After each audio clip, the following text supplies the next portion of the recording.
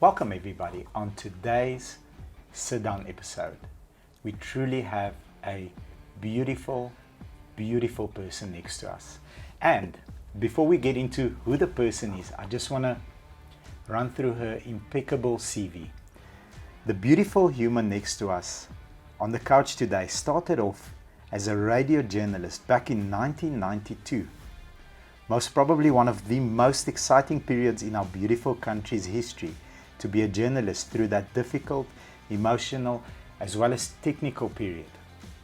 In 1999, she then joined Radio Jacaranda as an editor and later co-presenter working with some of SA's most talented radio personalities.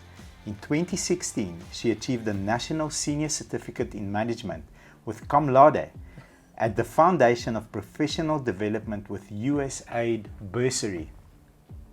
The last couple of years, she's been a CSI specialist at Jacaranda FM. This includes everything from Good Morning Angels and special projects focusing on community upliftments. Also, in 2020, she was a presenter as well as a scriptwriter and a content producer for Omgee Engele, a 13-episode TV series on Via based on Good Morning Angels. She's also a non-executive board member as well as a board chair for multiple charitable associations. This superwoman holds, a long list of recognition awards, which include SA Radio Awards Community Project winner from 2019 to 2021 and Finesse Magazine Women of the Year finalist. She's a devoted wife, a loving mother, putting our entire country's needs before her own. The one, the only, the amazing Dianne Broodryk. Welcome to our show, man. Oh, what an intro. You maak my skaam, Bobby. Yo, thank you very much. That was, wow. Thank you very much. Is that really me? That's you, man. Thank you for gracing us with your presence and just with your aura, with your beautiful intentions that you have, number one, for humanity and for our country. Thank you. Thank you very much. It's an honor to be here.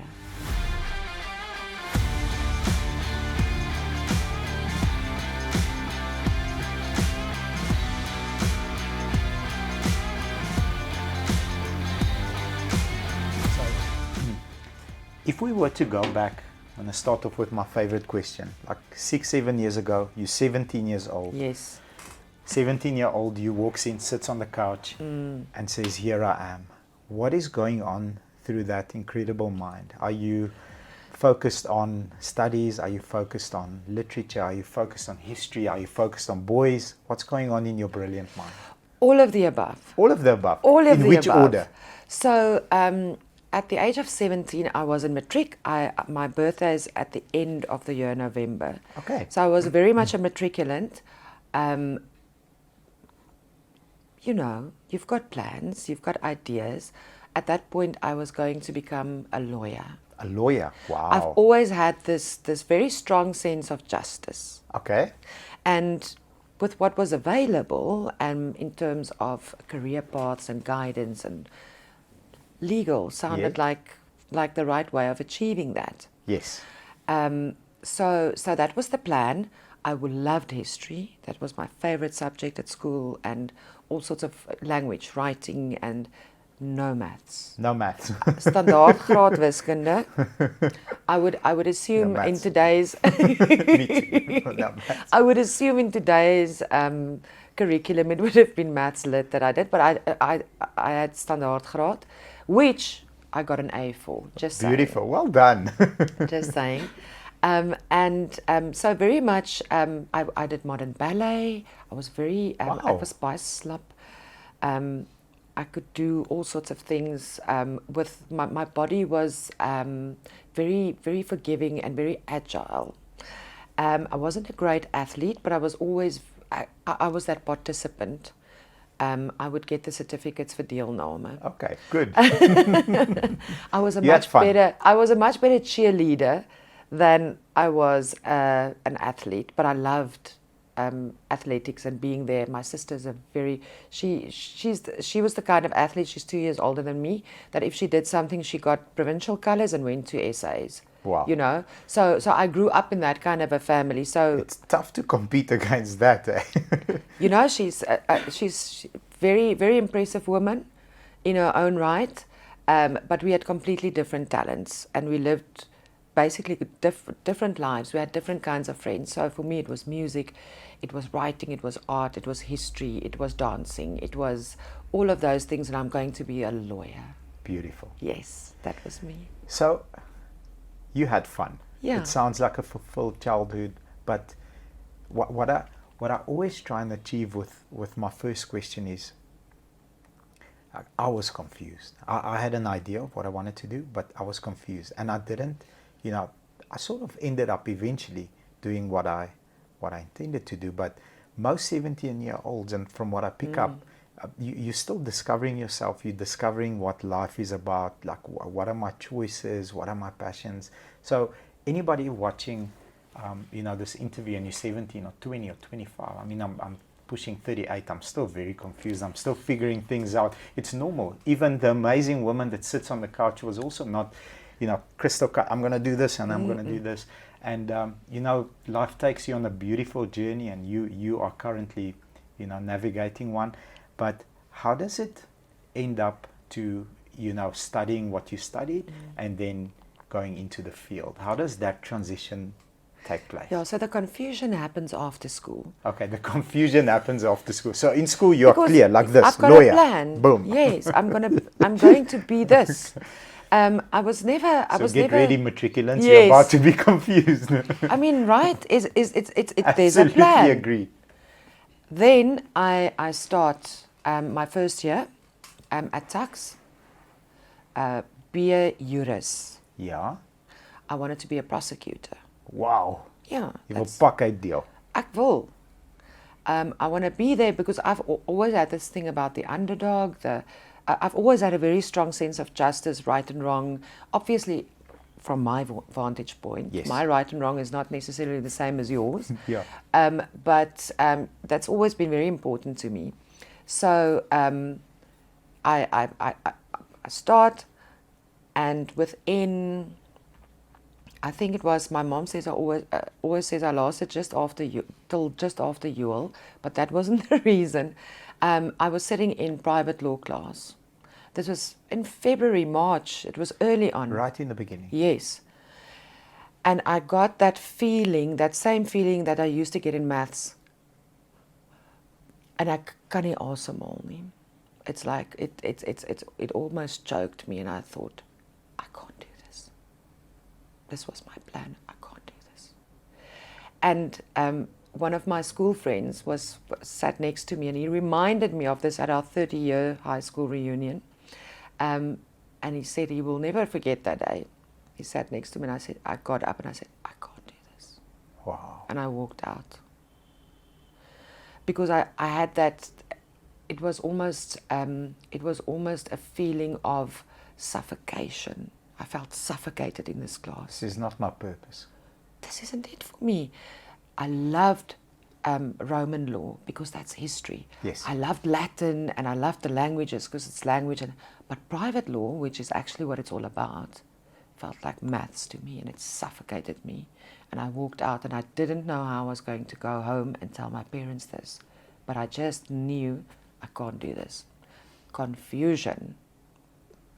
Not according to my script. Not at all. I didn't expect this. I went home, I went to my parents.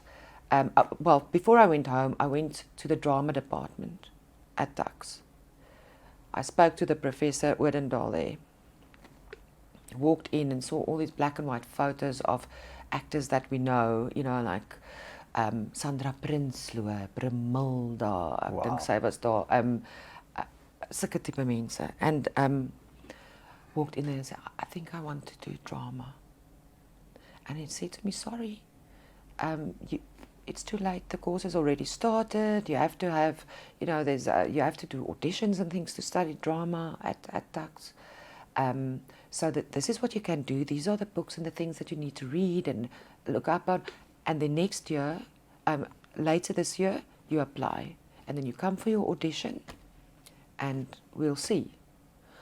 So, okay, that's also not a plan. No. Because now it's So now I have to go wow. home to my parents and tell them I have no plan.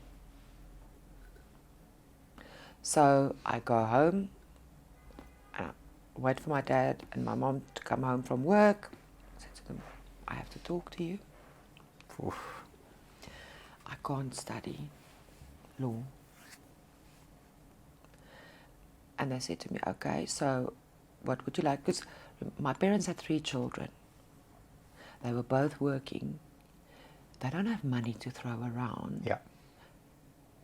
And you get one chance. And Yes. this was now my one chance that I have now told them I can't do this. So we had the conversation.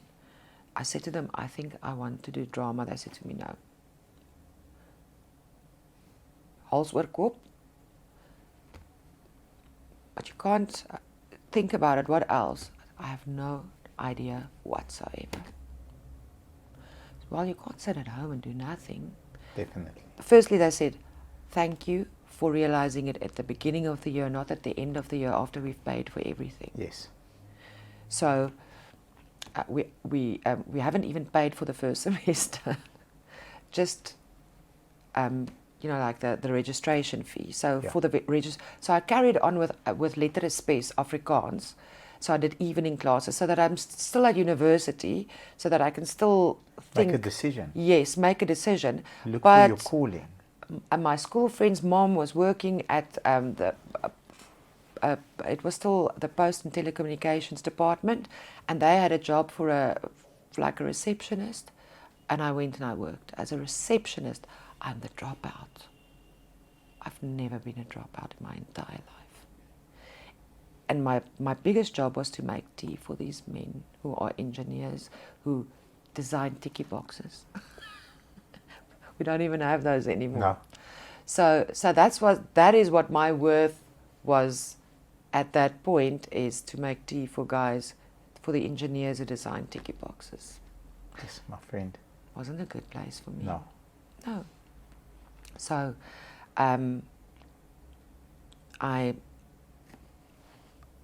sister had a friend, and she was studying psychology. She was doing her honors or masters or something, and she needed a candidate to do aptitude, IQ tests, all of the tests that you do. Yes. With, and I volunteered. Here I am. I have no idea what I'm doing. Please do my tests.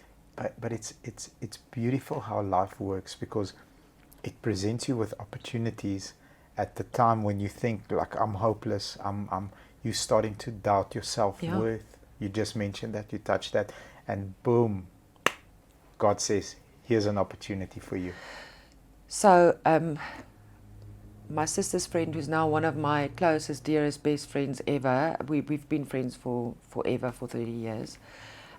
She said, okay, right, this is how we do it. She went through the process. Can I ask you a few questions? Yeah, all the questions. We do this, this test, that test. And afterwards she says she's not allowed to tell me, but I must sort of get to it myself. But what her findings are. And I said, well, a teacher, is it not an actress? Because I think I really should be an actress. Yeah, that's what the aptitude test actually says. Just check again, please. Asseblief, sê dit vir my. Sê vir my, you should be a journalist. I said, oh, what? Is that a real job? Boom. A journalist. Yes, it is a real job, she says to me. Unbelievable. A journalist. And this was more or less September. So by this time, it's usually all the courses are almost full and closed. So I started looking, where can you study this? I've never thought of this as a career choice. And went and looked. And I mean, it was, we still went to libraries, right? Yes. The internet There's was no very Google. new. Yeah, it was very new. And no cell phones yet. And so where do you find information? And I found that there were 2 or 3 places where you could study journalism in South Africa, and the one was a Technikon Pretoria, which was in my valley. Beautiful. Yeah. I phoned them. I found out, how do I apply? What must I do? They said, well, that course is actually filled up because they only take 40 students. I said, so what can I do? What can I do? Because I can't waste another year of my life. What can I do? No, you must come through. You must almost do like, I don't want to say an admission kind of test. It's almost like an audition, but in writing, and an interview, a sit-down interview with the head of the department. So I said, okay, when do I need to be there? I went, did the interview. At that point, I was very interested in psychology. Well, I basically did extra classes from standard 6 to matric, grade 8 to matric, and it was communication studies, but it was actually pure psychology. Psychology. Yes. So on a Wednesday, I went for my classes. So I had a lot of that information and the questions that were asked and so on. I think they wanted to do like a quasi psychoanalysis of me, and I gave it back to him because I know this stuff. And I said to him, well, you're perfectly qualified, but the course is full. Okay, what now? What now? Why did you get me out here? Yeah, exactly. So why did you invite me for this interview if you knew there's no space for me? No, but sometimes we do have cancellations. So when would you know when the cancellations are? He says, well, just phone and ring. So I phoned every day 3 times. Any cancellations? Not yet. Any cancellations? So they expanded the course and they took 41. Beautiful. Well done.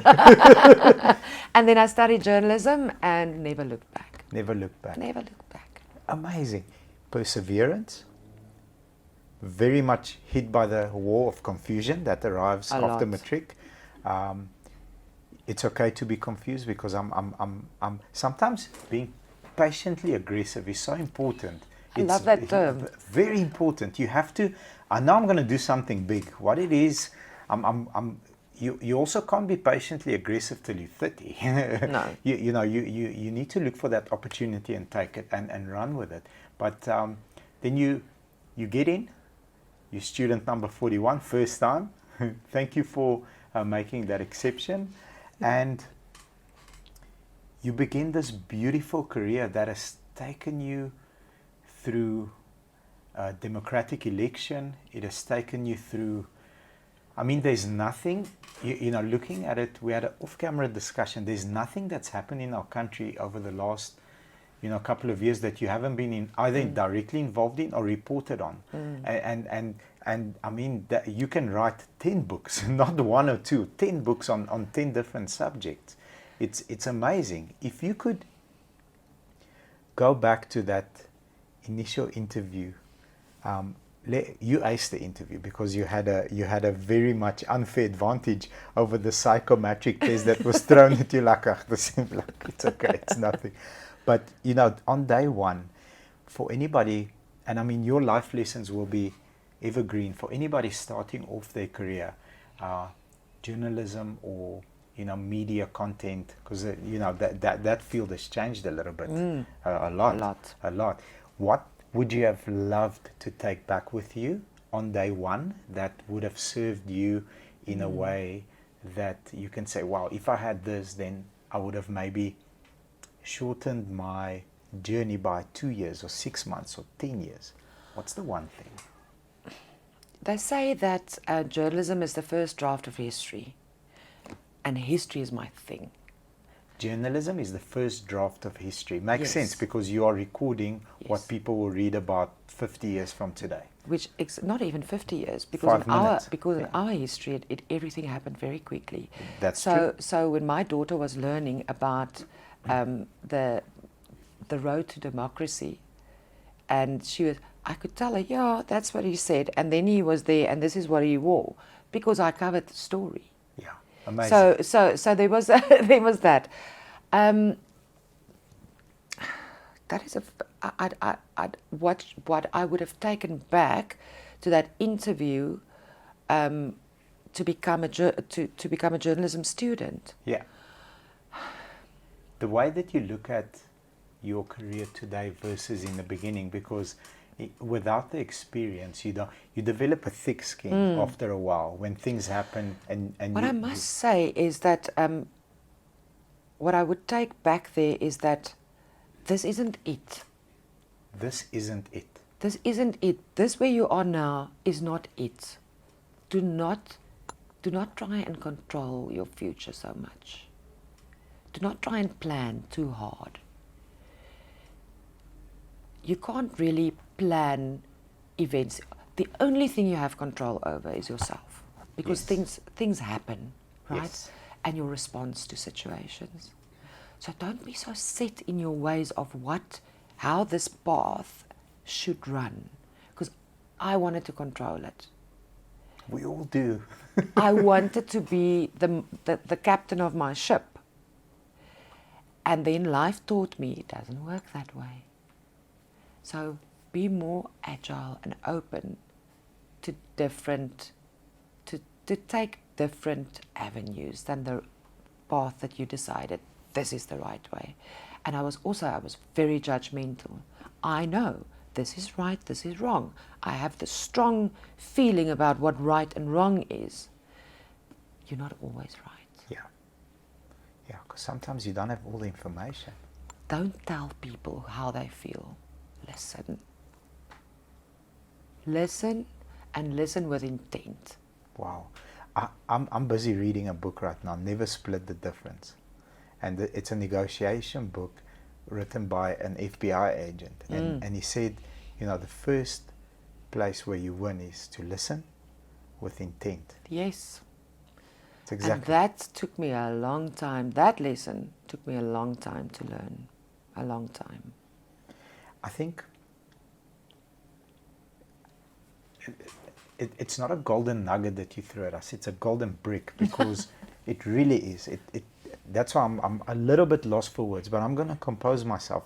At many stages of my career, I thought, man, if I don't close this, if I don't sign the paperwork with this insurance company, it's like it's going to set me back 10 years. And then it ends up not happening for me. But then 6 months down the road, I'm so glad that didn't happen, because it opened up a door here.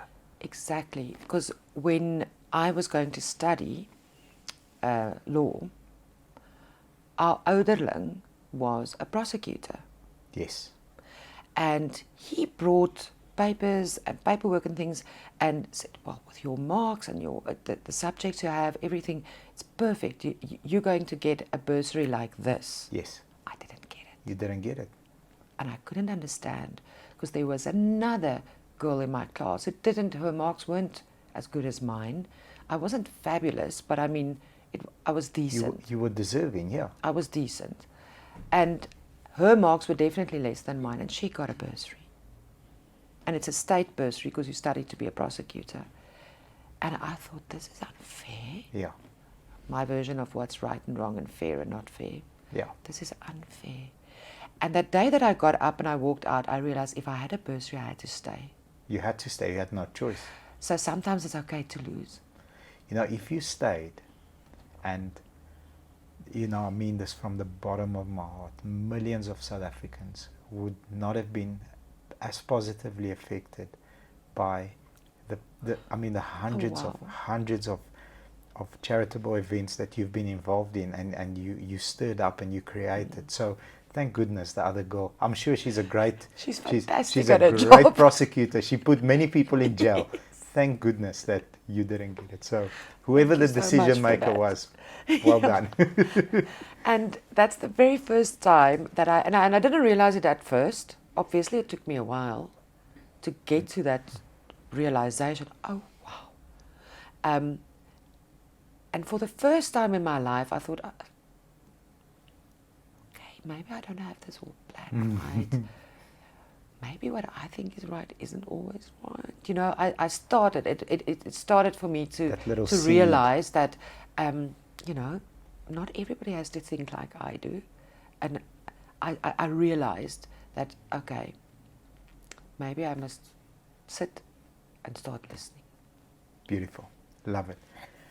You have climbed, there's no taller ladder, no taller tree in your industry. You've achieved, I mean, your awards list. Our iPad will run out of battery life, how long it is. And the only way that happens, the only way that a person keeps on growing in their position is through failure and through resiliency. And each and every time that you fail, you learn how to do something either faster, either from a different angle or different approach. And, you know, that's how you grow. That's how I think everybody grows in their career. I don't know if you agree or disagree with me. No, that's quite right.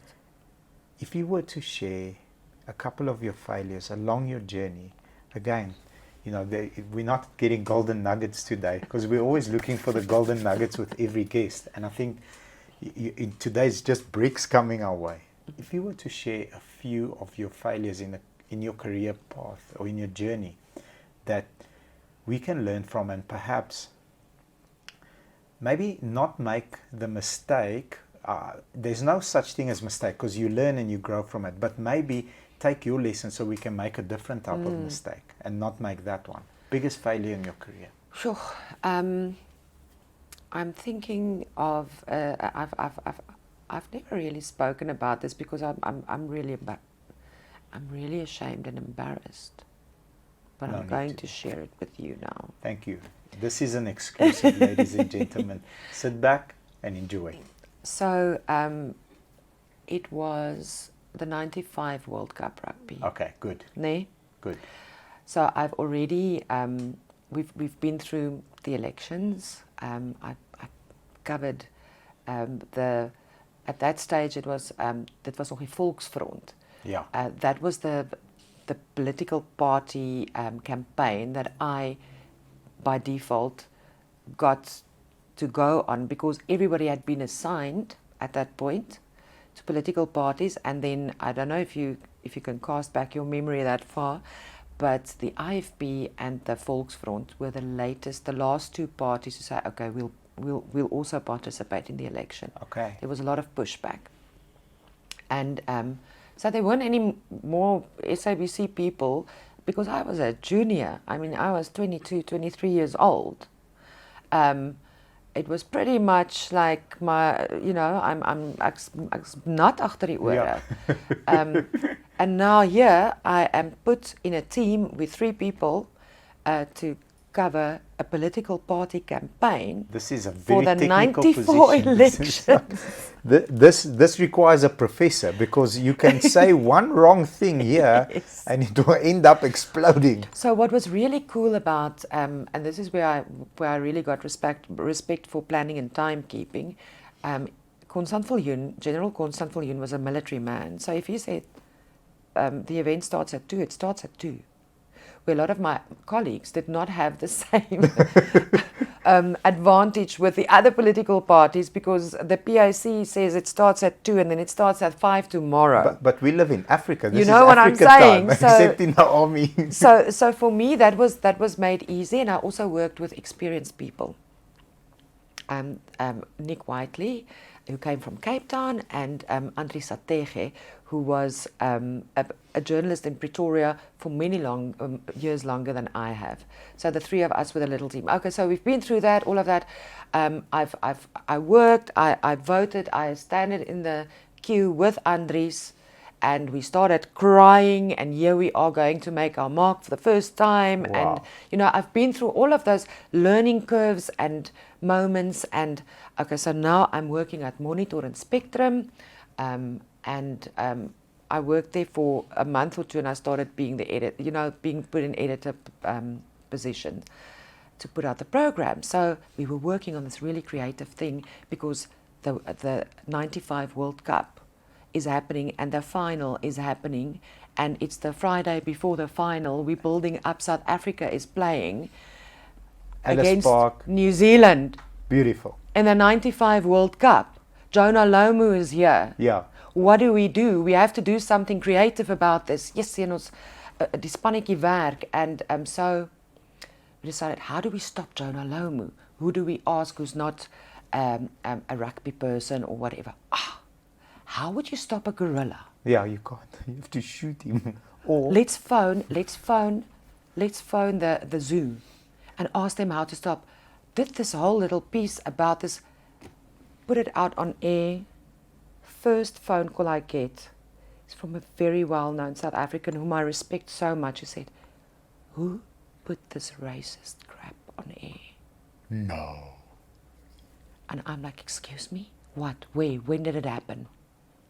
And it was my bit about how do we stop Jonah Lomu. And this person is horrified that we put this on air. And I am the racist. Me. And I realized I have so much to learn about prejudice. And I didn't think it was a bad thing to do. No, because you've got a different point of view. Like, how do we stop this guy? He's like a gorilla. Well, who will know? Let's phone the zoo. There were so many offended people. Wow. By what I had put out on air. And also not anybody in the room I was working with thought this was racist. So all of us had so much to learn about what racism really means and how we hurt one another because we don't know any better. And my intention was never to, obviously, hurt anybody. This was fun. Yeah. We were going to win the World Cup. And, you know, it was, and I will never, ever, when I realized and then I consulted people that I really and truly respect. And they said to me, "You were wrong. You were wrong. This was a terrible thing to put on air." I watched the '95 World Cup feeling so bad about what I'd done. That it almost, for me, when they say, "Where were you?" Remember when South Africa won? I was in a dark place. I was in a very dark place. I felt very bad. And just another thing that happened in my life to stop me in my tracks. Hey, you don't know everything. You have so much to learn. You have so much to learn. Yes. That is, I think, so with our company, I'm not allowed to put anything on social media before it gets fact checked, because I sometimes put stuff out like 3 or 4 weeks before they're allowed to be out. So because I've landed up in hot water, I feel your pain, because from a moment of excitement, when that experience is not there, you can create so much trouble. You were luckily able to traction out of it, and everybody knew your heart, your intention. That worked around you in the team, but it didn't seem that way for that listener or that other person that found you. It's a terrible, and it's just a rookie mistake. That's all that it is. And I must say, I've been trying and sometimes we try too hard and we try in the wrong ways, but I've always been very mindful from that moment that how little I know. I think I know more and I understand more than when that happened in 1995. I was, for me, that was, I literally felt that I felt so ashamed and embarrassed. I wanted to resign. I wanted to leave, and I thought, I'm the worst journalist that's ever lived. So much passion. And again, luckily for me, I had support. I reached out. I went and I spoke to that person and I asked them, please help me to correct this. I never want to feel like this again, and I never want to make anybody else feel like this again. Yes, amazing. So I think it's a valuable lesson to especially to young people today. Before you put something out there, before you even share something, how will I receive this if it's about me? And the answer, you were wrong. You admit you're wrong. You were wrong, because if Jonah Lomu was listening on the radio that day, I would feel offended. I really would. I wouldn't want to be in South Africa. I wouldn't want to be here, because that's not the treatment that you should be receiving. And it's a valuable lesson for everybody watching. Yeah, and things like that happen. And like I said to you, it's not something that I've ever really spoken about, but we learn, and it motivates you to just be better than you were yesterday. It's as simple as that.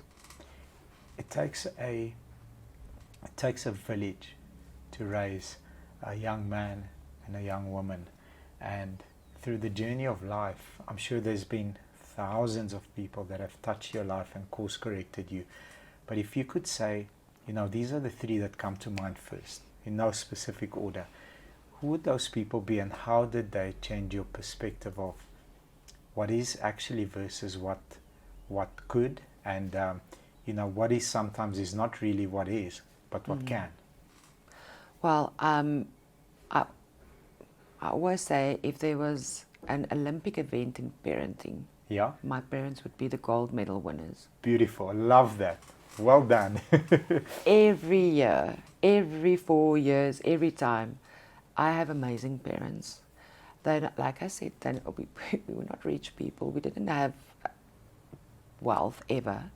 We had to plan things, and we had to make sacrifices here and there to get what we really wanted. I started working for my own money when I was 16 as a waitress. So my parents didn't give me pocket money. I funded a lot of things myself. But, it wasn't, I didn't grow up in a harsh environment. It was just, if you wanted more than we can give you, then you must work for it yourself. Great values and principles. And that's just what we did. So I didn't suffer, not at all, but I didn't get everything on a platter. And so my parents, for not only raising us in love, but they said, we can't give you everything. Geleerdheid, my kind. Niemand kan jou geleerdheid wegvat nie. So when I went back to them and had that conversation about, this isn't what I want to do. I don't want to be a lawyer. I don't want to be a prosecutor. It feels like maths to me. And they know how I struggled with that. They said to me, thank you for coming to us so early. Yeah. And they supported me in that change. Yes. Like they have always in my life supported me. So my parents definitely. That's the foundation, that's your rock. Yeah. My husband and my daughter. Wow. Yes. As a package deal, the two of them, I have not learned as much about life from anybody than from those two. They are my true north. Always, in everything that I do. My husband's the one who taught me not to be so judgmental and so perfect about everything. I learned a lot from him, just about also controlling my own frustration and that rage that we get sometimes. When we met, if I got angry at Stilstaper, that was me. I would figure it out for a week on my own. Don't talk to me. I'm angry with you. And he softened me up to try and explain to myself why I'm feeling the way I'm feeling. No, you're not angry. What is making you feel angry? He's almost like my life coach. Yeah. In a way. And my daughter, she's the same. She's very much the same as him. Daddy's child. Yeah. Peas in a pod. And the third, maybe in where I am now, in my life, in my journey, in my career, I never realized it at that time, but taking me back to those early days, there was an incident, a moment. I believe in moments. There was this moment where I went to cover an ANC election, pre-election rally, 93, 94, before the 94 elections, and it was at the showgrounds in Pretoria. So there were all these people, and again it was a situation where all the political journalists had been assigned elsewhere, and this thing happened, and you go. 22, 23-year-old young Gaan young dogtertjie, hierso's take your marans and run. And I went. And I was sitting in the front row where the media sat, and there was like a little stage platform, and Madiba was sitting there. He was going to speak. And, Amazing. People, Paulo Jordan, Jay Naidu, all the people that at that stage I didn't quite know who they were yet, but I knew they must be important. To be there. Yeah. They were sitting there, and obviously we knew who Nelson Mandela was. And there was a praise singer of sorts busy doing the introductions and this big build-up. And so this was actually the first time that I shared space with Nelson Mandela. I was in the same room as him. And he was sitting like he does, good listener that he is, head down like this, listening to what was being said. And I was sitting in the front row just across from him, staring. I must have been staring at him because here he was. The man that we were told is picture of the devil, Nelson Mandela, same thing. Yeah. That's how we grew up. We were taught to fear him. And here he was. Right in front of you. Right in front of me. I don't know. I've never seen him before. First time I'm you studying share him space. because he just looks like somebody's granddad. Yeah. I said, "Well, me." Yeah. So I must have been staring at him because he was sitting listening like this, and the next moment he looked up straight in my eyes at me. And he must have seen that I was staring at him. And he did this. Wow. I think my mouth was open, my eyes were big. And it's like you could breathe and I never realized how much that moment would have meant for me, because he made me feel, he'd completely disarmed me by just being a friendly man, just waving at me and noticing me. He noticed me. And he made me feel special. And that, I realized much later on, was one of those moments that planted a seed within me. I want to make other people feel special and seen. Beautiful. Love that story. You know, I've never ever had the opportunity to meet him. I've sat down with people. Dr. Kumalo. I've sat down with Dr. Kumalo, and he shared beautiful stories about the one trip that they took together for 2 hours. He's so excited. His eyes lit up like this. You know, Bobby, we traveled to Cape Town together. I sat next to him in the airplane, you know, sharing stories, and we spoke to Dr. Kulumbata, who was his advisor for the full duration, and just amazing stories. I wish, that's one regret I have, I wish I could have met him, but I really admire the ability of what you just mentioned, the ability to disarm without saying anything, just his presence, because you build up a certain figure, but just disarm by simply, and you know, it's been your life's mission to make people feel seen, special, and acknowledged. That's what you've been doing for you know, for our country. So thank you very much, and thank you, Madiba, for, you know, taking the time to greet the 22-year-old lady that was scared and excited, and yeah, beautiful story. Not very clever. well, I suppose inexperienced. Inexperienced, Inexperienced definitely. Yes. in the journey of life. I've always wondered if you are, like, I know who I am at home. I'm an introvert. I'm the bookworm that almost failed standard 9 and matric. Like I had horrible marks, but at home I'm reading a book. That's my happy space. Alone, I've got a little staffy that comes, sits by me.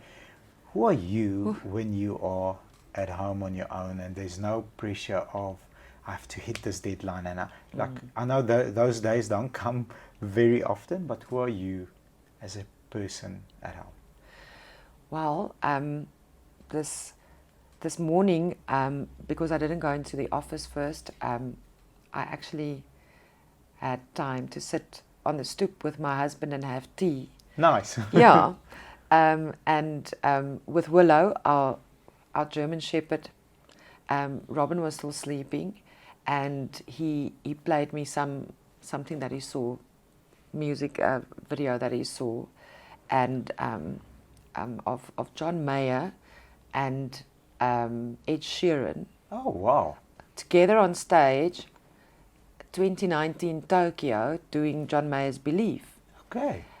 And we sat there, and I was amazed, and then said, okay, but watch this. And so it was the two of them also performing Ed Sheeran's song, and then, but look at this girl, she can play all these instruments. And we sat there, and it was about half an hour later that just immersed in beautiful music and seeing things and people that we love. With my husband, we had 2 cups of tea by then. Willow was over us, under us, around us, chasing birds. Robin joins. We make another cup of tea. We chat about another thing so we all bring new things to that mean something to us, that we've spotted, that we've seen, that we've experienced, and we just sit there and we can do this for hours on end. For me, that is it. That is what I work for. Beautiful, beautiful. Off camera, we had a brief discussion, and you said I'm not very worried about myself. Like I'll voice my opinion, and that's it. It's okay. We move forward. We move on. However, for a cause or for a different person, don't mess with me. I will, like, my hands will bleed how hard I'm going to fight for other people. Has that always been the case with you, or is it because through journalism you've been exposed to more things than perhaps the rest of us have? How did that love for people and that fight in you, how did that develop into this? I've always favored the underdog. It's just been I've never wanted to be part of the popular crowd and wear the same clothes as the popular people. I've always been more on the alternative side. Outfit is great. It's Thank amazing. you very much. Like, very nice. So, I've always favoured the alternative lane. Okay. And also not the obvious person or answer or situation. And like I said, I always had this thing about I've never been able to live with other people being or seeing injustice, and I know it's such a broad word, but I could never handle it when other people were embarrassed in front of in a crowd, for example. I couldn't. I'm the one who will stand up against a bully. I can't be the one who sees it and just let it happen. It's always been a difficult thing for me, and that's also one of the lessons. You must choose your battles, because you can't fight everyone. Yes. But unfortunately, in my close vicinity, that which I can control and do, I've always had that in me, even as a young child. So for me, that is very important, and it always has been. I'm very embarrassed to ask for I can't ask for myself. I'm a very bad negotiator for myself. But I will get the best for the next person. That I'm very good at. Yes, when we do when we do you. Good Morning Angels, for Good Morning Angels, I can ask anybody anything. Yes. Without having any. I don't care. You can only say no. Say no, it's fine. I'm going to ask until I get a yes. And if you say no, I'm completely happy with it. I'll try again next time. Yeah. I'm not going to bug you, and I'm not going to be forceful, but you will see. If you said yes to me once, you will say yes to me again. I promise. Bobby, ek beloof jou. Thank you for having that passion and that fire for everybody else. And it doesn't. I mean, my mind can't process the amount of good that you've done, you know, for our country. Thank you very much. Thank you. I you know, we must each do what we can in the way that we can do it. I do me, you do you. What you do, I don't have to. If I can support you, I will. There's always much more need than there is assistance available.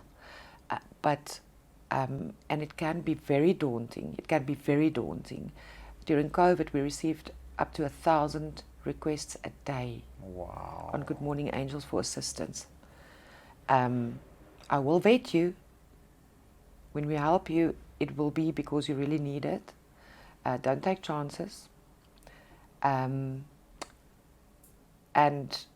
not everything that it's not limited to what you hear on air. There's a lot else happening around. Yes, that's true. And so we really try and help as many people as we can in the best possible way. There was a time when I did feel very despondent because the pit just got deeper and deeper and deeper and deeper. And then at my daughter's, she was still in pre-primary school. At the daughter's school, I went to pick her up, and there was this notice board with important announcements and notice and at the school at the gate. And that particular day, I felt so down and despondent. Because how are we ever going to do enough?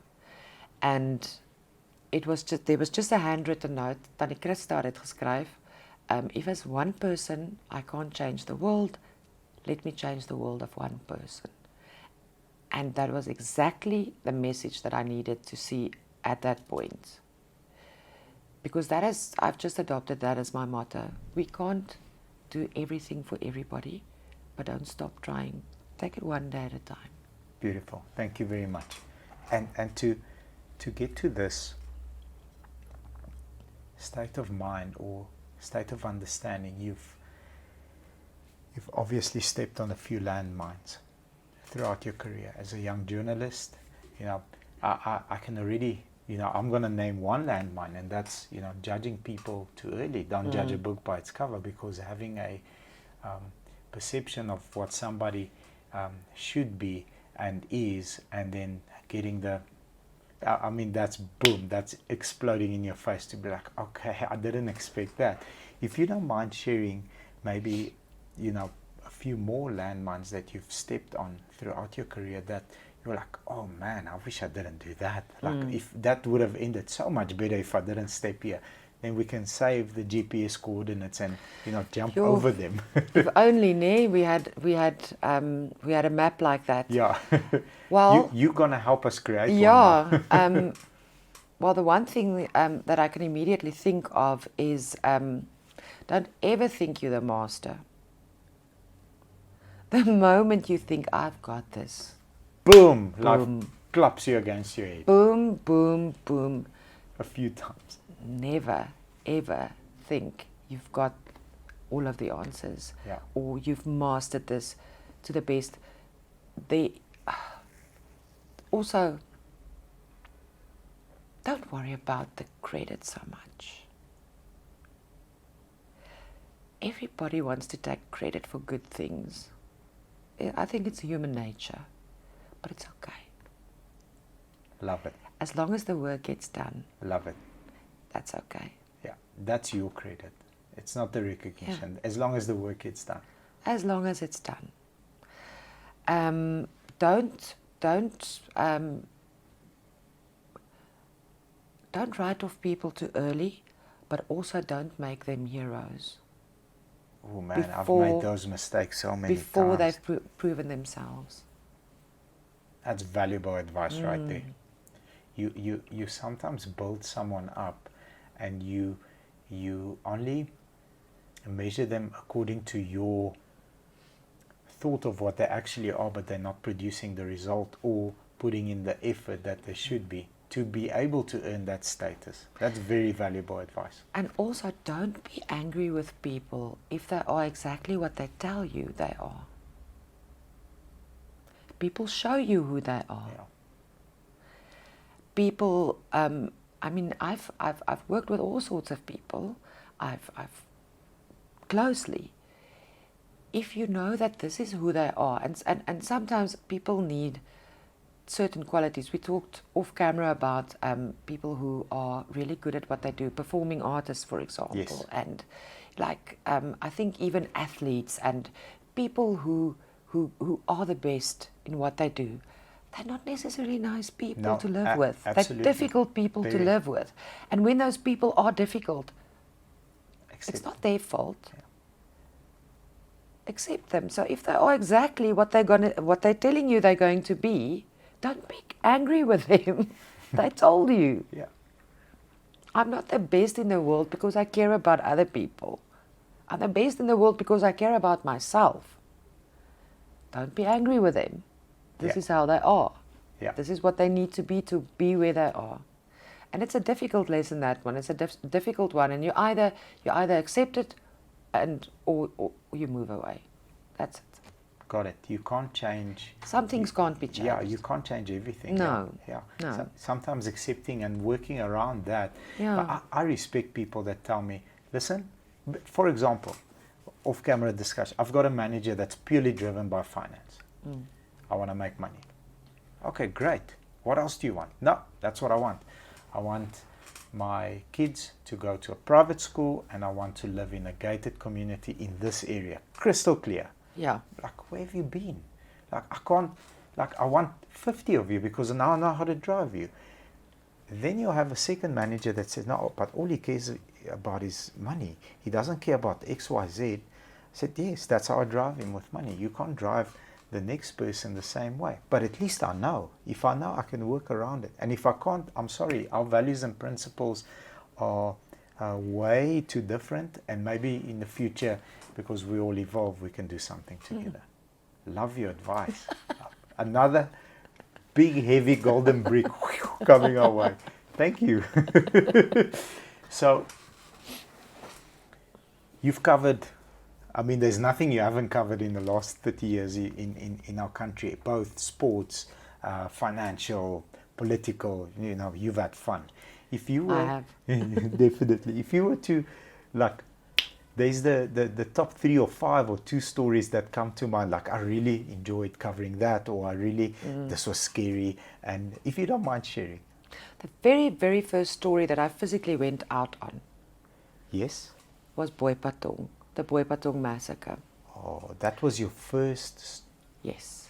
So I was a student. I was doing my internship. My friend, who decides where these students go? There needs to be. Right. We need to speak to those people. So no, what happened was the seasoned journalist, Futa, he was in the Johannesburg News, radio news office.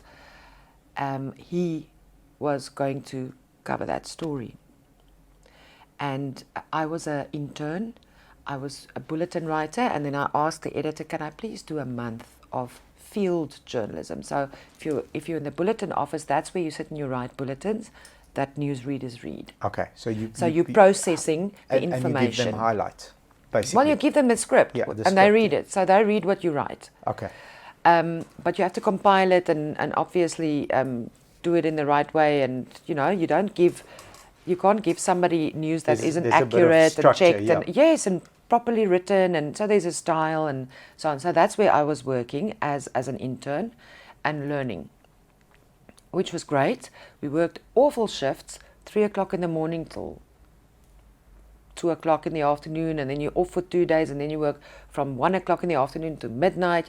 You know, you've got no you don't know where you life. are. At one point I worked out every day. I am awake at 9 o'clock in the evening, but that was the only time that I could really say that I'm going to be awake. Okay. Because I'm either or available. I'm either going to be working or sleeping. Crazy. Yeah, so that's how it was. And then I asked the editor of the news field reporters office if I can work there for a month, because now I've done the script writing and so on, and then I'll go back there, but I just want to go out on a story. I want to also go out on a story. Boipatong. So that morning, Futa said, come, we're going to Boipatong. I said, what's that? No, come. That was the first story. So, and the reason why he wanted me to go with is because we had to report in English and Afrikaans, and his Afrikaans, his English wasn't so lekker. Okay. So, he come. took me. He'll help me, but I must just do the crossings and the whatever with the English service. So we ended up spending the whole weekend there. Everything that happened there, it's now movies have been made about what had happened there. But that was I was scared, thrilled, exhilarated, so many things for those 48 hours that we spent there. And when I got home afterwards, I went home to my parents, and we still did our recordings on TTK tapes with the Marans, and I put it in the music center at home with headphones on, and I started listening to what I'd been recording for the past 48 hours. And I just burst out in tears. I cried and cried and cried. And I realized then adrenaline takes away fear, because I wasn't scared while I was there. During the process. In the process, because you're there, because you're doing the story, you're getting the information, you basically... You're writing history. You're writing history. And so that was, for me, that was the first story I went out on in my entire life.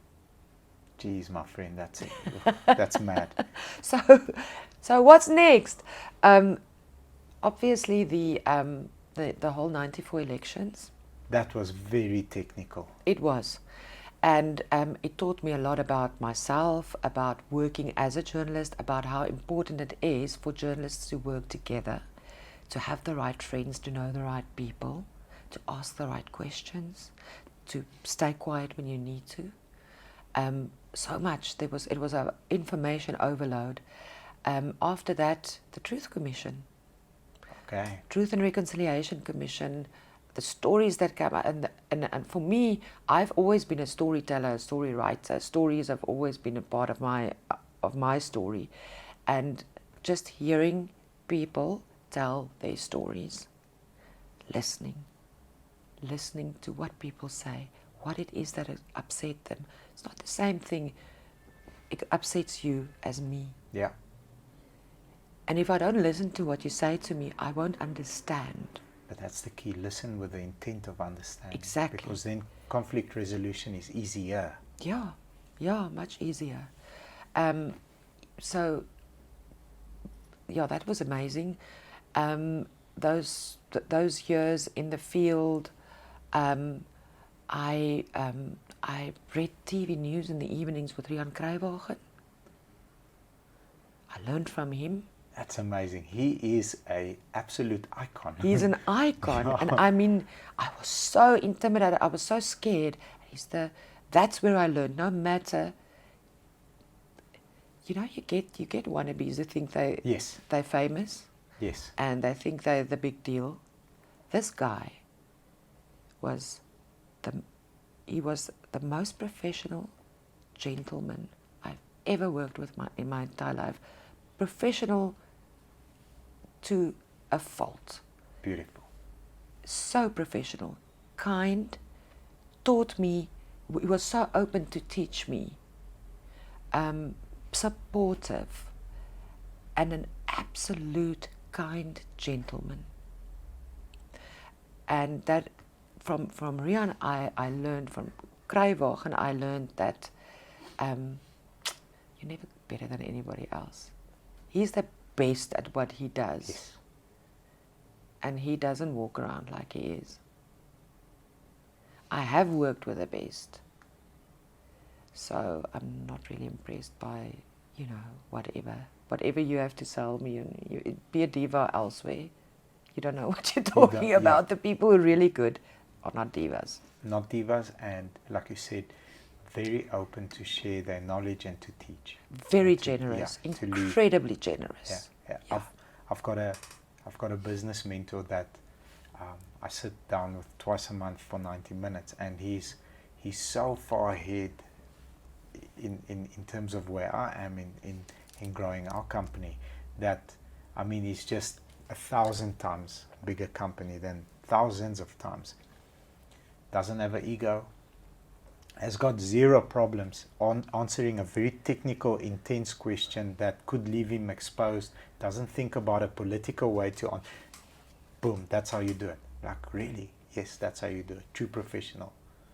I've had the opportunity to work with the best when it comes to that as well. Isn't it amazing yes. when you have that opportunity? Because that's exactly what it is. It's Yes. an opportunity, and it is such an advantage that you have in life if you have access to that kind of expertise. Yeah. And how did I get access to that? A lot of people say, oh, but you were lucky to end up there. I found this person, I admired him, and I asked him, would you mind answering 3 questions for me? And this is who I am, and this is why I need your help. And he said yes. Yeah. Just like that. Just ask. Just ask, yeah. Beautiful. My friend, best advice that you've ever received from either from the industry or from, you know, people that you've met on the street that you've spoken, best advice that you've ever received that served you? Advice that really served me was from my mom. I think I was still in primary school, and you know, girls can be very catty. Really? You know, and there's this, and I felt very bad because there was somebody who was very, it was a friend of mine, but she was being horrible to me, and I felt so bad. And my mom said, and I said to my mom, I can't understand why she's so horrible to me. I don't know what I've done to deserve this. And my mom said to me, you know, unhappy people or happy people don't do that to other people. Yeah. Happy people don't make other people feel bad. That person is very unhappy about something. You must try and find out what that is and make them feel better about themselves. Wow. Wow. How many situations have you had in life where you immediately internalize somebody else's behavior and response to you as, oh, poor me. Yeah. And then when you realize, this person is not a happy person, Yeah. I can either feel sorry for them and walk away because it's their burden, it's their thing to deal with, or if I can try and help. Intervene somehow. Yeah. Because if you take everything of face value, especially today with social media, I mean people rip me apart sometimes, and I've never even met these people. Yeah. And I'm like, wow, you must really be having a bad day, or you know, you must really be having a bad week for you to take time to rip me apart like that. Like, I've done nothing to you. Yeah. It's true. It's very, very true. And especially if you live a life in some kind of if you're on a platform, like in media, I mean, it's a platform. Everybody sees what you do. I mean, you go to work, you make a mistake, everybody hears it. Yeah. If you you know, the bad and the good, it's equal. If you do something good, people think, oh, you're just doing your job. If you do something wrong, they think you're terrible and you don't know how to do your job. So you get a lot of that, and that stood me in such good stead. That advice that my mom gave me way back about how to deal with that, exactly that kind of thing, is, why would you be so horrible to me? Yeah. What have I done to you? Maybe you're just definitely not a happy person. Yeah, something somewhere in the area of your life that, and you're right, if you can intervene and help that person out, fine. Otherwise, walk away and you know, let bygones be bygones. Hopefully wish them a speedy recovery in whatever area is not doing very well at the moment. Yeah. My friend, you've met all these amazing people, amazing leaders, you've had the opportunity to work with like some of your colleagues, like even now, I've met Deirdre. She's incredible. You've met lots of leaders. What are some of the qualities of people that you admire that you'd say, like, wow? Like let's take Madiba, for example. You know, young 22-year-old girl, he doesn't need to wave at you. He's got so much pressure to pay attention to you. What are some of, you know, those little moments in your life that you've experienced with people? Well, I have, the one thing that I've noticed, definitely, people who are very busy and powerful and good at what they do, often have people around them that make them inaccessible. So I want to speak to you, Bobby, but now I have to phone your PA. I don't have one.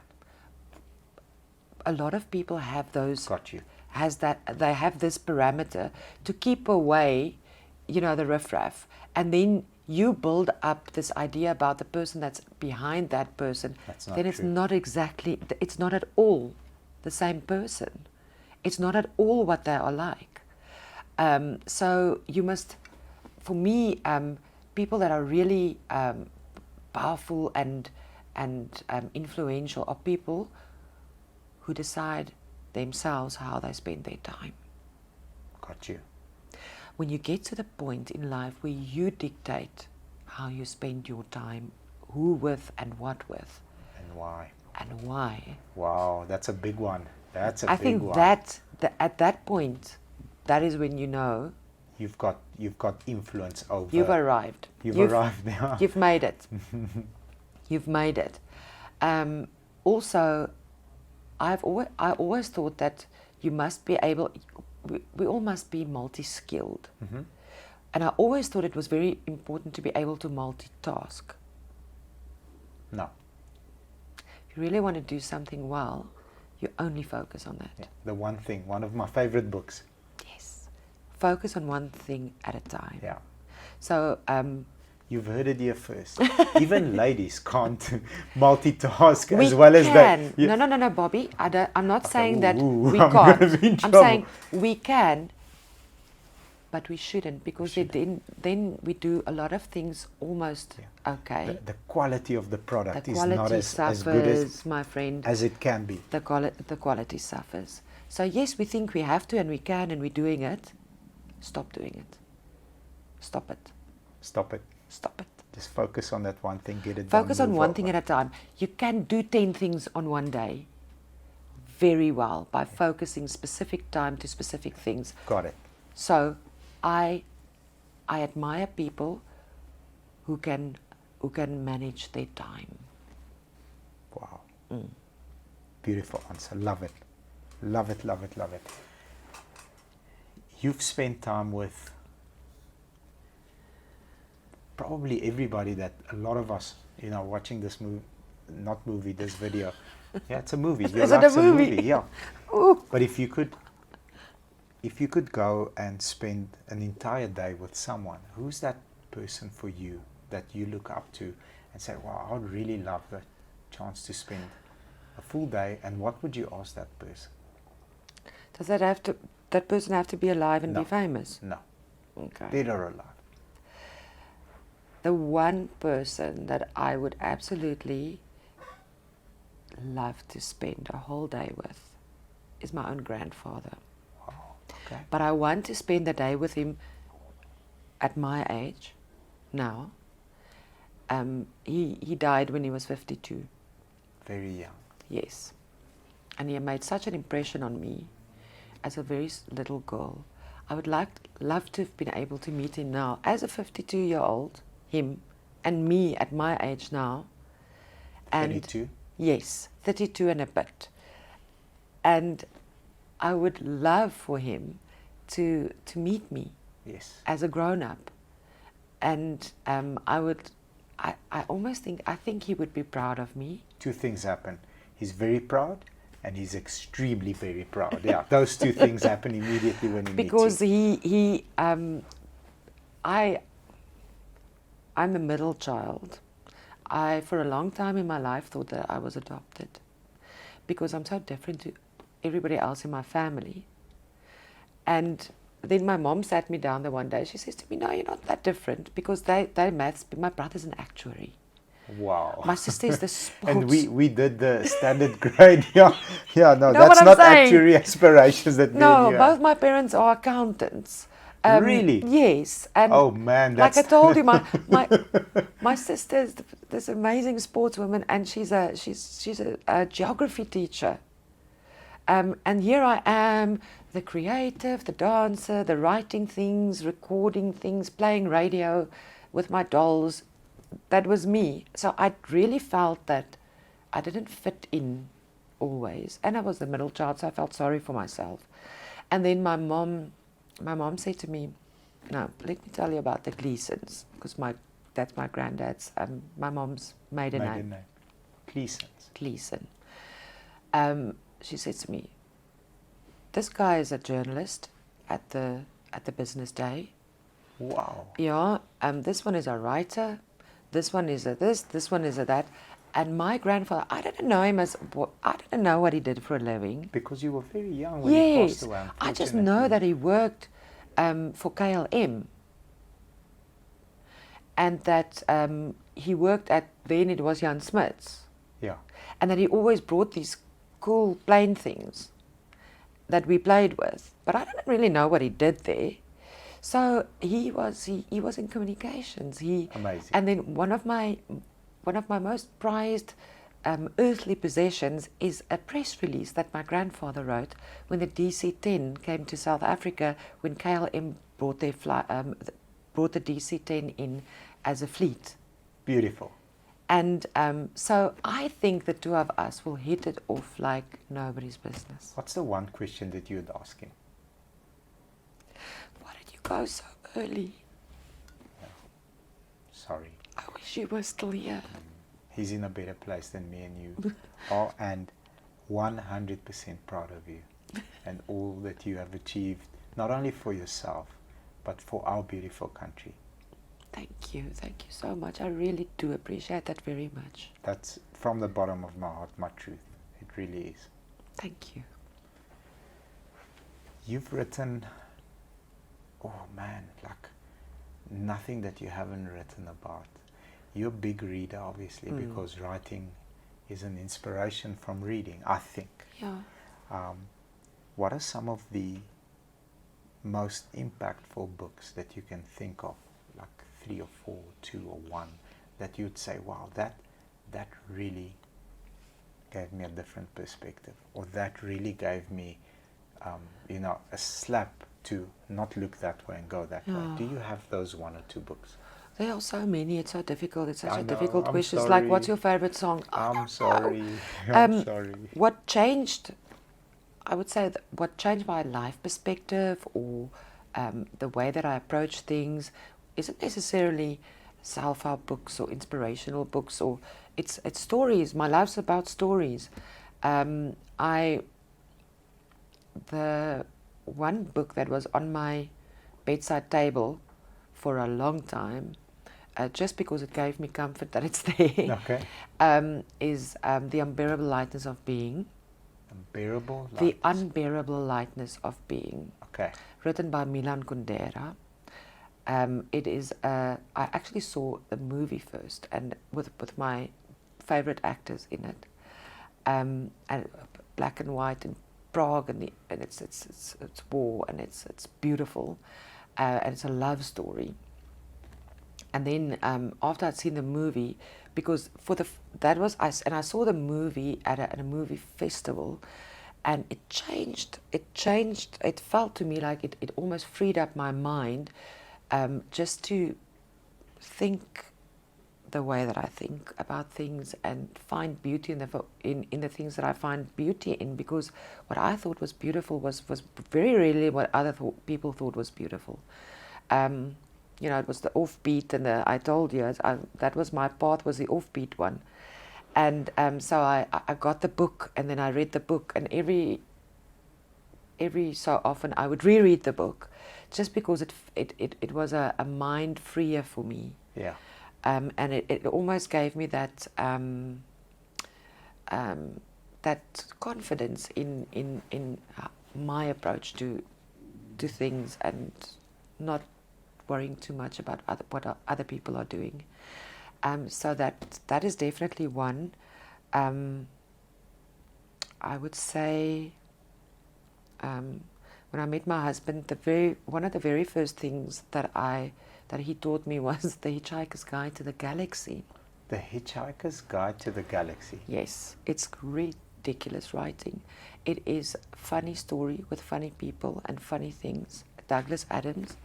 And I had never known that ridiculousness could be written down like this. We're going to make sure that we put all those links down there for people to go and order those books. So The Hitchhiker's, it's hilarious.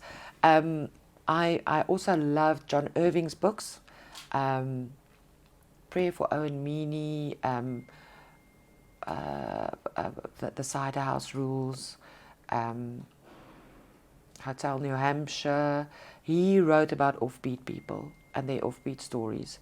I could just dive into those and get lost. Life According to Garp, I think is his most famous one. And then more recently, I read Dave Grohl's book, The Storyteller. So Dave Grohl, the Foo Fighters. Yes, good. Absolutely love biographies like that and personal stories like that. Love it when people put their hearts on paper. And then obviously Madiba's books, writings, and Zelda Gransie, a very good friend of mine, very dear friend of mine. Her book, Good Morning, Mr. Mandela. Wow. She's got some stories. No, she can come sit on your couch. You will be here for days, I promise you. So one of the I'm not a very good collector of things, because earthly things, I'm not too worried about those things, but books. And so my thing is to get the authors to sign the books for me. So I'm a collector of books that are signed by the author. How many do you have? I don't know. I've got I'm getting goosebumps. So the only thing that, if you ever come to my house, I hope you guys do, the first thing that I do is come. And I'll take you into my office, into my library, and I've got a little section. It's not big, unfortunately, but I've got time. It's this. I've got 7 signed books by the author. 7. No, I've got more than that. Damn it, I'm jealous. Hopefully I catch up. I've got more. My most valuable. Can I tell you my most valuable? So I have it's a coffee table book, photos, beautiful, of the first 46664 concert in South Africa, when all those big name artists came to South Africa. Wow. And it is signed by Nelson Mandela for Dianne. That's incredible, my friend. But that's not my most prized one. Which one is your most prized? That one, if I ever come to your house, I'm snatching that one. I'll borrow it for a while. That is only a close second. What is it? What beats that? So this was obviously when Mr. Mandela was still in the presidency, or just after, that he signed this book and I got it. And then fast forward quite a few years to it's probably about 2-3 years before he died. Zelda gave me a book, Mandela by himself. It's quotes of Nelson Mandela, and it's signed by him as an old man. Wow. As the me. And it's Beverach, when he didn't sign books anymore. Shit, that's incredible. So, yeah, those are my 2. I agree. Most prized. That one definitely wins. Yes. I fully agree. Yeah. Beautiful. Wow, my friend. Congratulations. that is yeah, I was just it's an absolute treasure. Yeah, money can't buy. Can't, no, absolutely not. You've been fortunate enough to overhear and be part of conversations as they happen. As they happen, you there, boom. First one wasn't a pleasant one, unfortunately for you.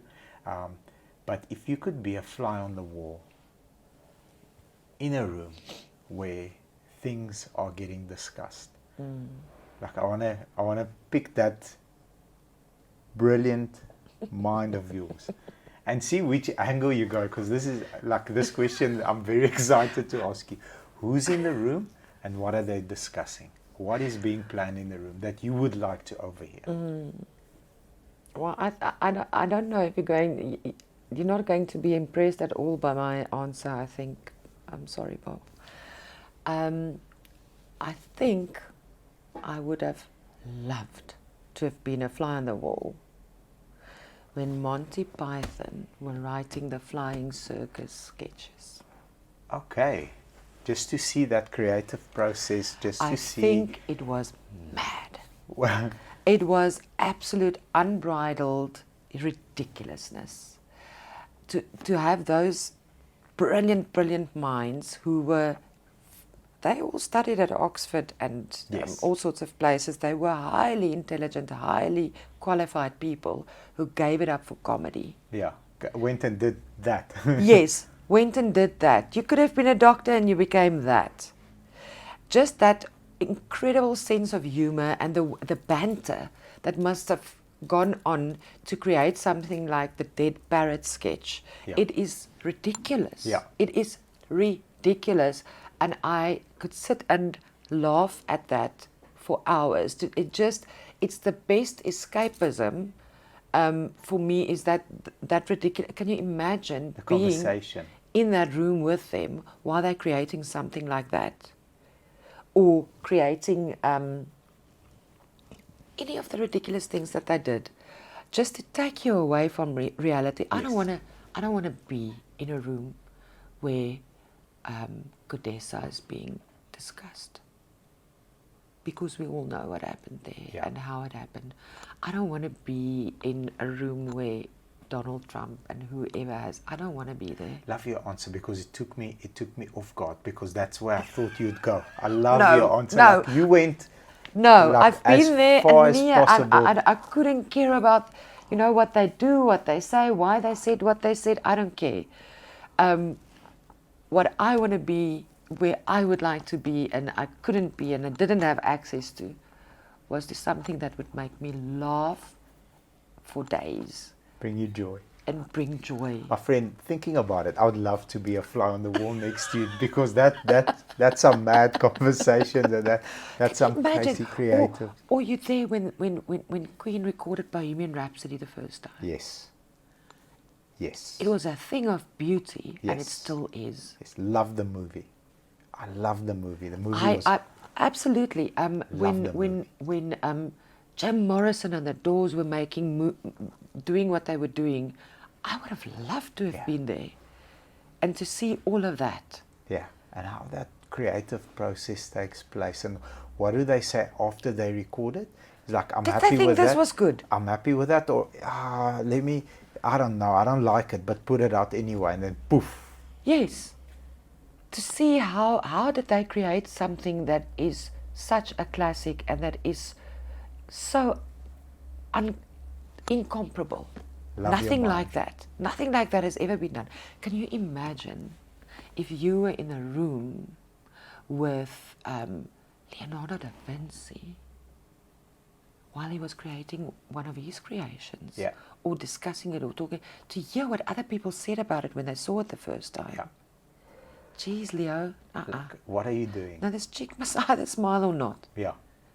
What's this? What's this facial expression? What's she thinking? Yeah. And he said, no, this is how I want it. Can you imagine? Yeah. Yeah.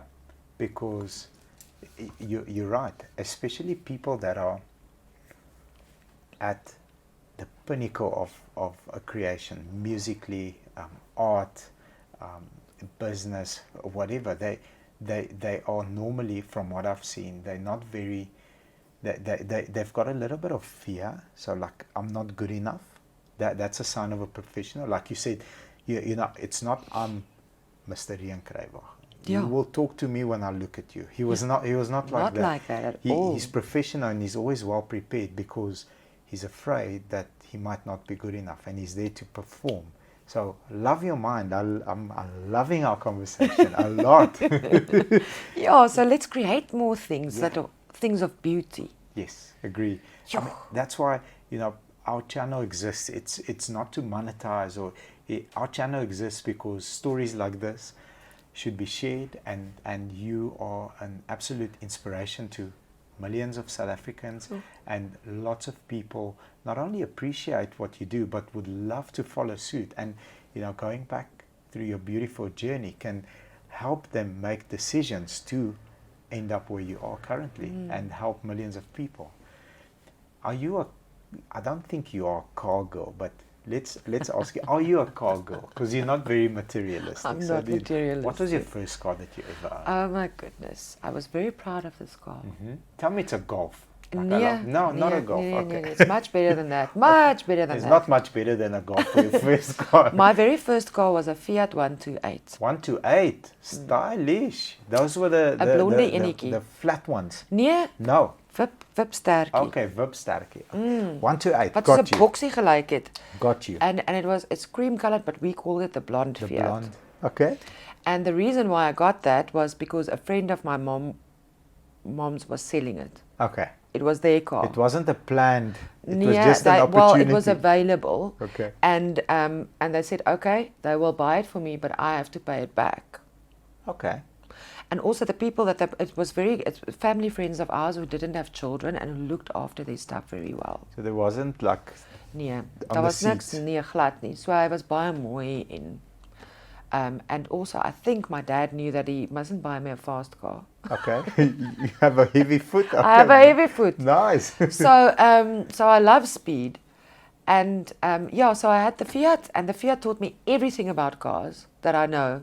Because I had to fix everything on it. Oh, at some or other point. Did you drive it for a long time? I did drive it for a long time. I drove it right through. I got it at the end of matric. Okay.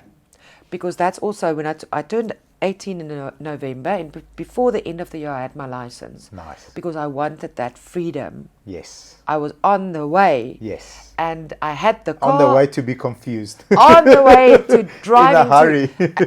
to smash into that wall. Love it, my friend. So for me, a driver's license was ultimate freedom. Yes, and it is. Yes, it's true, 100%. And so I couldn't wait for that kind of freedom. So yes, the Fiat I had for a long time. It overheated often, and oh man. Yes, and then because when I had the car, I had to fix it myself. So if something broke, I had to service it myself and work for the money to do it. Right? Are you the type of girl that like waits for a lot of lights to come on before there's an issue, or do we start addressing the issue when one light comes on? Because my wife's like, there's a bunch of stuff on, like, can you come and see? Liefie, die ding maak 'n snaakse geluid. Okay, you're that type of girl. Okay. Yeah, so now I'm better than I was then. Okay. Because then I would just drive, and while it drives, right? So what if it's making a noise? It's driving. I've learned subsequently, and I think I might shock you when I tell you this, that I've never in my entire life bought a new car. Okay. I'm a used car girl. Good. Because for me, it's a waste of money. Yeah. Because I'd rather take I love the bells and whistles. Yeah. I don't like how much it costs. Yeah. You rather have the depreciated version, which is still nice, and save the money. So I'm a previously loved kind of girl when it comes to cars. What's your dream car? What is one car that when it drives past you're like, wow, that's cool? I think Aston Martins are amazing. Agree. Nice to look at. Classic. There's something classic about. Do I want one? Not really. But you admire the look. You I respect think it's the beautiful, look. and I think the craftsmanship.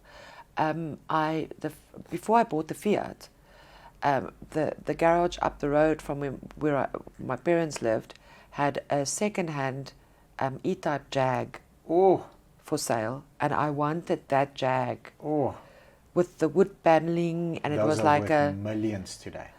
It would cost. I think the car was there for 5,000 rand or something like that. How much was the Fiat? The Fiat was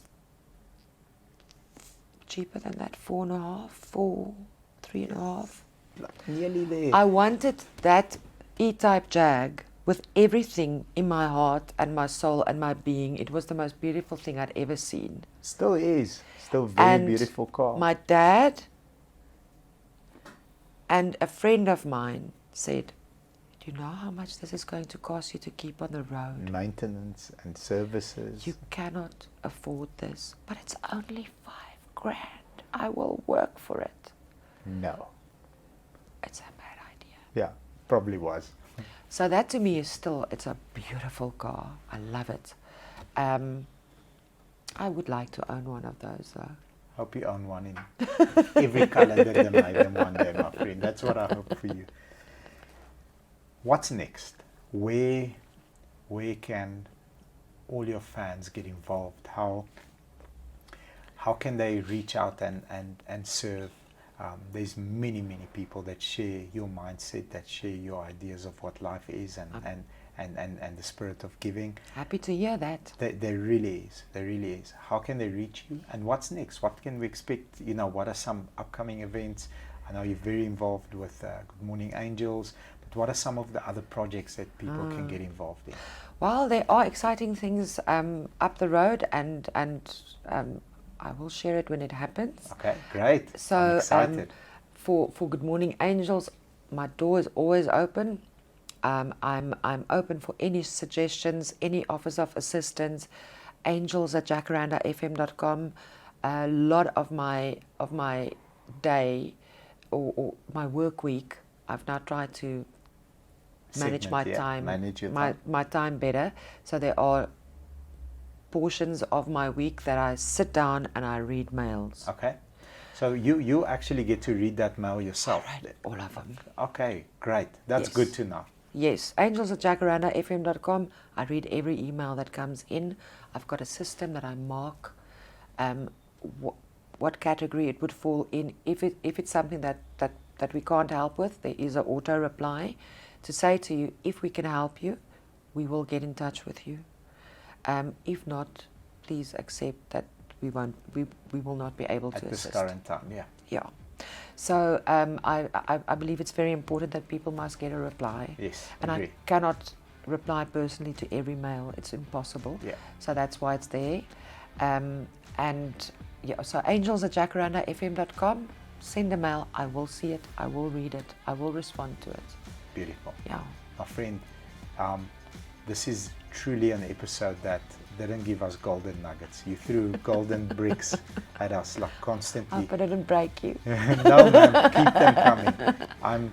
I feel so privileged to have had the opportunity to meet you, spend time with you, just, you know, indulge in this beautiful aura and energy that you bring, and you really are a servant to humanity. You are an inspiration to all of us, and keep on doing the good work. And I'm your biggest fan. I'm on the sideline, like, rooting for you, name on the back.